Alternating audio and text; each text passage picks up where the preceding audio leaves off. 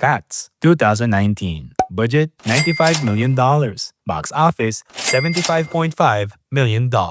Estimated loss around $70 million.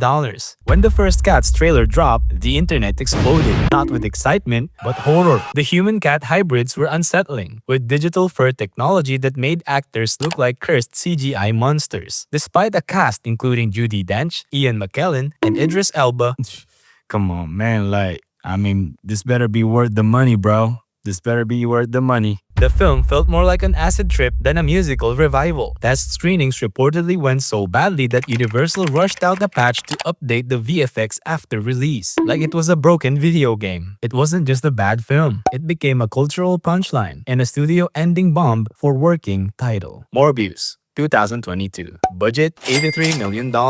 Box office $167 million.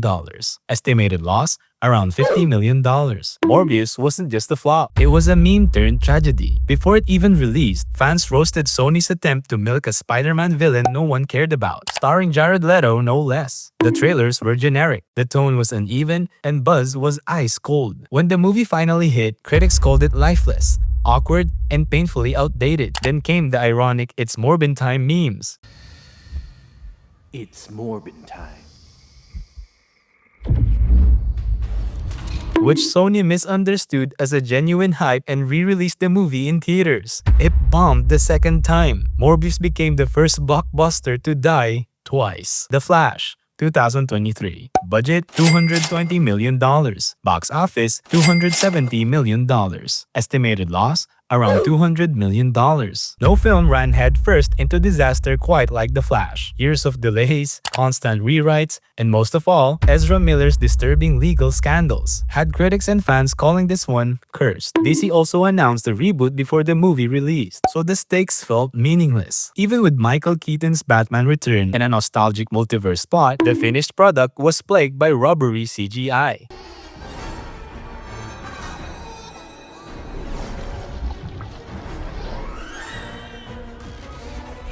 Wow! Beautiful!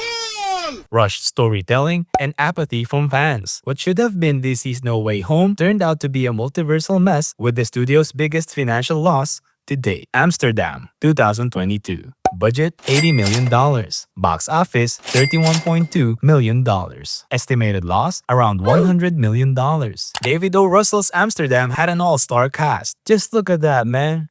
That's a hell of a cast. Christian Bale, Margot Robbie, John David Washington, but zero buzz. From the beginning, people questioned the film's appeal. It was a 1930s set political mystery about a real-life fascist conspiracy most viewers had never heard of. He knew something. He saw something terrible.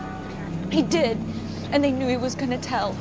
Tell what? What did he see? It's dangerous. I think that... The trailer tried to sell quirky chaos but offered no real hook. Add in Russell's controversial reputation and confusing marketing, and the result was critically panned. No matter how many A-listers you stack, if no one knows what the movie's about, they won't show up. Strange World, 2022. Budget $180 million. Box office $73.6 million. Estimated loss over $100 million. This was a Disney animated movie that Disney itself barely promoted. That's never a good sign. With no major ad push, no merchandise blitz, and minimal marketing, Strange World flopped in the theaters. The film featured Disney's first openly gay teen protagonist. Any sweethearts waiting for you back home, huh? Diazzo. His name is Diazzo. Diazzo, huh? I really like him a lot. I just don't know how to tell him because... Which sparked conservative backlash online. But instead of embracing or countering the controversy, Disney seemed to sidestep the film entirely. Critics called it visually imaginative but narratively messy. With generic characters and little franchise backing, families just stayed home. It now stands as one of Disney's worst box office failures ever. The Marvels, 2023. Budget $270 million. Box office $206 million. Estimated loss around $130 million. The MCU once printed money, but by the time The Marvels came out, the franchise fatigue was real. Brie Larson's Captain Marvel was already polarizing. Miss Marvel's Disney Plus show didn't catch on with general audiences, and Monica Rambeau lacked enough build-up.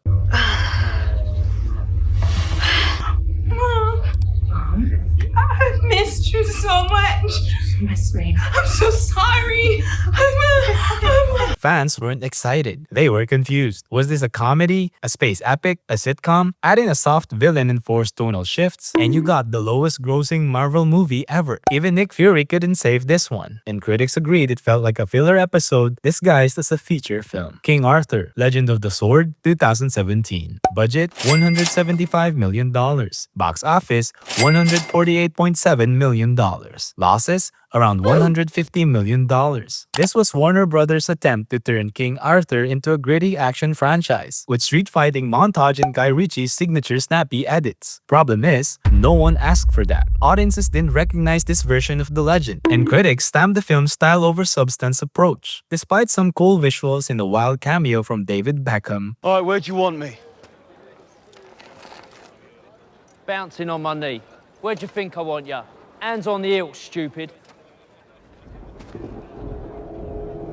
the movie felt like a fantasy bro flick with no clear identity. It was supposed to kick off a 6-film universe. Instead, it got decapitated at the box office. Gem and the Holograms, 2015. Budget, $5 million. Box office, $2.3 million. Estimated loss, around $3 million. This movie holds the rare title for being so hated by fans that it was pulled from theaters in under 2 weeks. Based on the beloved 80s cartoon, Gem and the Holograms ignored everything fans love: the glam, the color, the camp, and turned it into a low-budget social media coming-of-age story. We're gonna see this small-town wannabe who writes songs to sing in her shower.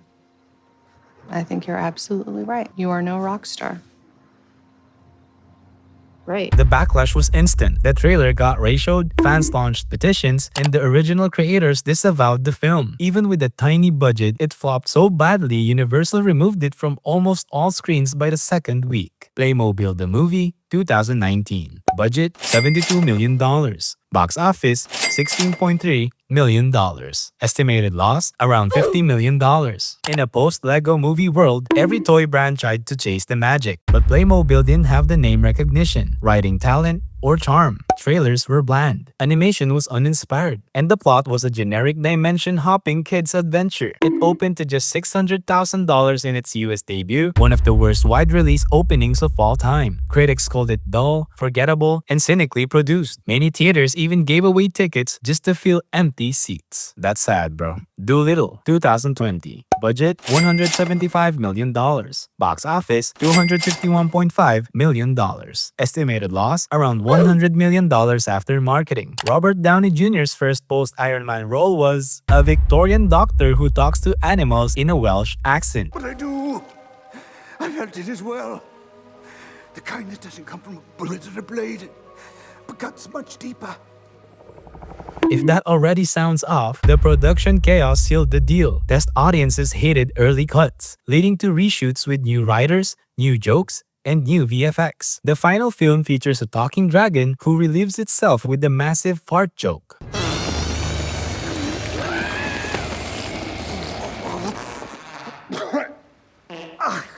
Critics cringed, audiences bailed, and RDJ later admitted the movie didn't work. This wasn't the next big franchise. It was a bloated misfire from the get-go. That's 8 minutes. Thank you for watching. Like the video, and don't forget to subscribe for more flops.